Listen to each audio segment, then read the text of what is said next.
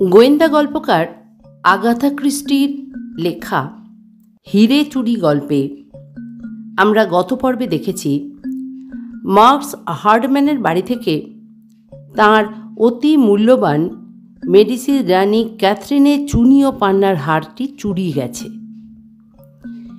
তদন্ত করতে এসছেন গোয়েন্দা প্রবর এরকুল পোয়ারো। গত পর্বে আমরা জেনেছি মিস্টার পোয়ারো মিস্টার বার্নার্ড পার্কারের কাছে গেছেন এ ব্যাপারে খোঁজ খবর নিতে। এবার দ্বিতীয় পর্ব।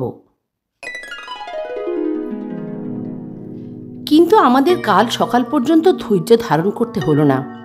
বিকেলবেলায় আমি এবং এরকুল পোয়ারো যখন চায়ের কাপ নিয়ে চুরির ব্যাপারে আলোচনা করছি, তখনই আচমকা দরজা খুলে কাউন্টেস দ্য ভোরা রামেকার প্রবেশ করল। ঘরের মধ্যে ঢুকেই তিনি বলে উঠলেন, কি ব্যাপার? আপনি নাকি মিস্টার পার্কারকে ফাঁসানোর তাল করছেন? ওই ঘরে একটা প্রমাণ পেয়ে আপনি ধরে নিয়েছেন মিস্টার পার্কার চুরি করেছেন। এ হতে পারে না। আমি পার্কারের নারী নক্ষত্র সব জানি। তিনি খুবই ভদ্রলোক। পোয়ারো সিগারেট কেসটা দেখিয়ে বলল, তাহলে এটা মিস্টার পার্কারের সম্পত্তি, কিন্তু এই দস্তানাটা কার? আমি জানি না, কাউন্টেসের উত্তর। তারপর তিনি বলেন, শুনুন মসিয়ে পোয়ারো, পার্কারের চরিত্র আপনাকে নিষ্কলঙ্ক রাখতেই হবে, ওকে বাঁচাতেই হবে। সেজন্য অর্থাৎ আপনার তদন্তের কাজে যত অর্থই লাগুক না কেন আমি তা যোগাবো। পোয়ারো বলল, দেখুন মাদমোজেল, আমার তদন্তে কোনো বিশেষ একজনের প্রতি নজর রাখা নয়, তাকে প্রমাণিত করা। তদন্তে যদি প্রকাশ পায় যে পার্কার দোষী, তাহলে নয়, পার্কার নির্দোষ। আপনি শুধু দেখবেন অকারণে তাকে যেন নাজেহাল না করা হয়। তারপর বললেন, ঠিক আছে, আমি আর কথা বাড়াতে চাই না। পার্কার আমার শরণাপন্ন হয়েছিলেন, ওর চোখ ছলছল করছিল, আমি তাকে রক্ষার প্রতিশ্রুতি দিয়েছি। এই কথা বলতে যেমন এসেছিলেন তেমনই ঝড়ের বেগে তিনি ঘর থেকে নিষ্ক্রান্ত হলেন। আমি বিস্ময়ের ঘোর কাটিয়ে বললাম, এই ভদ্রমহিলার আচরণ যেন কেমন মনে হলো। যার এমন পোশাক পরিচ্ছদ, এমন বংশের মেয়ে, তার একটুও সৌজন্য নেই। আশ্চর্য। এতে আশ্চর্য হওয়ার কিছুই নেই। মহিলাটি খাঁটি রাশিয়ান। নকল কাউন্টেসের গায়ে আসল পোশাক চাপালে এমনটা তো হতেই পারে। আমি বললাম, কিন্তু দস্তানাটা কার? তুমি কিছু বুঝতে পেরেছ? আমার কথায় মসিয়ে পোয়ারো টেবিলের ওপর দুটো দস্তানা পাশাপাশি রাখ। আমি আশ্চর্য হয়ে দেখলাম দস্তানা দুটো একই জোড়ার। অবাক হয়ে বললাম, এটা আবার কোথায় পেলে? এটা পেয়েছি বেরি স্ট্রিটেই, সেন্টার টেবিলের নিচে এটা ছিল। তবে জানি না কার। এখনই একবার পার্ক লেনে যাওয়া দরকার। রহস্য ক্রমেই ঘনীভূত হচ্ছে। পার্ক লেনে মিস্টার জনস্টনের বাড়ি কড়া নাড়তে দরজা খুলল তার গৃহভৃত্য। জানালো যে মিস্টার জনস্টন বাড়ি নেই, কিন্তু পরিচয় জানাতে আমাদের তার ব্যক্তিগত সচিবের কাছে নিয়ে গেল। কথায় কথায় জানা গেল মিস্টার জনস্টন এই প্রথম ইংল্যান্ডে এসেছেন। তিনি দক্ষিণ আফ্রিকাতে ছিলেন, সেখানকার ব্যবসায়ী। পরে জিজ্ঞাসা করল, মিস্টার জনস্টন মূল্যবান পাথর টাথর নিয়ে খুব নাড়াচাড়া করেন, মানে সংগ্রহের বাতিক আছে, তাই না? মোটেই না, ওনার সেই সময় নেই। আর কথা হলো না। আমরা পথে নেমে পড়লাম। দেখলাম পোয়ারোর কপালে চিন্তার ভাঁজ। নৈশভোজের পর আমি চেয়ারটা টেনে নিয়ে বসলাম। দেখলাম পোয়ারোর কোলের ওপর একটা রাশিয়ান বর্ণমালার বই। বইটা সে খুব মনোযোগ দিয়েই দেখছে। আমি বললাম, কি ব্যাপার, রাশিয়ান শেখা হচ্ছে? কাউন্টেসের সঙ্গে ভাব জমাতে চাইছো বুঝি? তবে রাশিয়ানরা কিন্তু ফরাসি ভাষায় যথেষ্ট দক্ষ।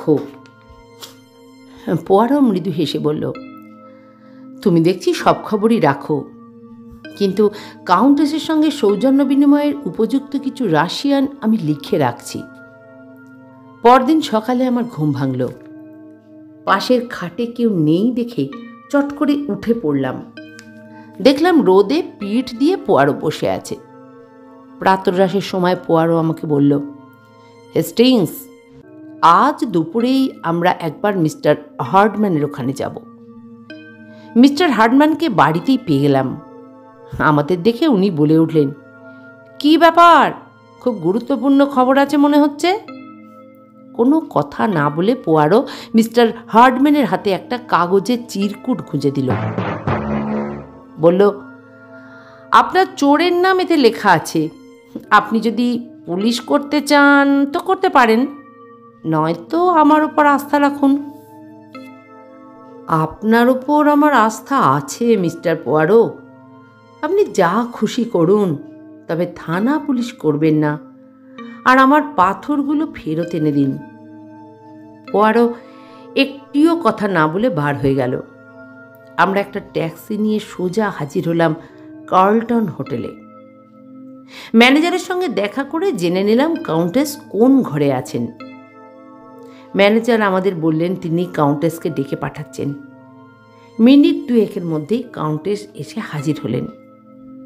একটা চেয়ার টেনে বসে পড়ে বললেন, কি ব্যাপার মসিয়ে, আপনি কি রহস্যের সমাধান করে ফেলেছেন?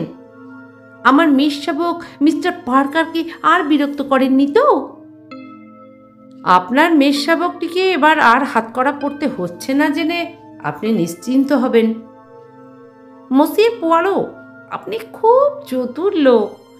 এত তাড়াতাড়ি কি সিদ্ধান্তে আসলেন আমার খুব জানতে ইচ্ছে করছে। মিসেস রোসেকফ, আমি মিস্টার হার্ডম্যানকে কথা দিয়েছি ঘণ্টাখানেকের মধ্যেই তার পাথরগুলো ফেরত দেব। তাই নাকি? তা কি করে কথা রাখবেন?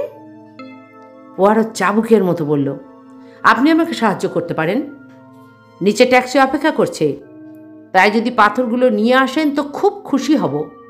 অবশ্য আমাকে যদি সত্যিই খালি হাতে ফিরতে হয় তো পুলিশে খবর দিতে হবে। জানেন তো, আমরা বেলজিয়ামবাসীরা একদম সময়ের অপচয় পছন্দ করি না। যান, ঝটপট সেগুলো নিয়ে আসুন। কাউন্টেস কয়েক সেকেন্ড চুপ করে বসে রইলেন। তারপর মৃদু হেসে বললেন, আপনি সত্যি অসাধারণ মসিয়ে পোয়ারো। তারপরেই চেয়ার ছেড়ে উঠে চলে গেলেন। কয়েক সেকেন্ডের মধ্যেই একটি রেশমি থলি নিয়ে ফিরে এলেন। এই নিন মসিয়ে, এতে সব ঠিকঠাকই আছে, আপনাকে আর কষ্ট করে খুলে দেখে নিতে হবে না। সত্যি আপনার কর্মচাঞ্চল্যের প্রশংসা করতেই হয়, ধন্যবাদ আপনাকে। কি করব বলুন, আপনি বললেন ট্যাক্সি দাঁড়িয়ে আছে, আর কিছুদিনের মধ্যেই আমাকে লন্ডন ত্যাগ করতে হবে। আমাদের হয়তো অন্য কোথাও দেখা হয়ে যাবে, আমি সেটা পার্থিব বলে মনে করি না। বাড়ি থেকে বার হয়ে পথ চলতে চলতে আমি পোয়ারোকে জিজ্ঞাসা করলাম, তুমি তো বাজিমাত করে দিলে হে, কি করে সন্দেহ করলে ওনাকে? ওনার আচার আচরণই আমার সন্দেহজনক লেগেছিল, আর দস্তানাটা ইচ্ছে করেই উনি পার্কারের বাড়িতে ফেলে দিয়ে এসেছিলেন যাতে আমি তাকে সন্দেহ করি। কিন্তু সিগারেট কেসটা তো পার্কারের নয়, অথবা ওটা জনস্টন বা রুনবার্নেরও নয়, তাহলে কার? তাই মনে হলো এটিও রোমিকফের। উনি দস্তানাটা চুপি চুপি গুঁজে দিলেও ভুলবশত সিগারেট কেসটা ফেলে এসেছিলেন।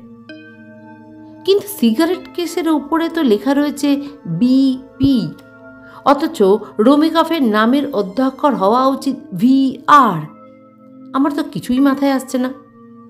ধাঁধাটা অন্য জায়গায় বন্ধু। সেই জন্যই আমি রাশিয়ান বর্ণমালা নিয়ে মাথা ঘামিয়েছিলাম। অনেক ঘাঁটাঘাঁটির পর আবিষ্কার করা সম্ভব হলো রাশিয়ান বর্ণমালায় বি হচ্ছে ভি আর পি হচ্ছে আর। সুতরাং এই আবিষ্কারই আমাকে কাউন্টেসকে চিনিয়ে দিল। একটু চুপ করে থেকে পোয়ারো যেন স্বগোক্তি করল, এই ভদ্রমহিলা খুব আশ্চর্য চরিত্রের, ইস্পাতের তারের মতো ওনার স্নায়ু।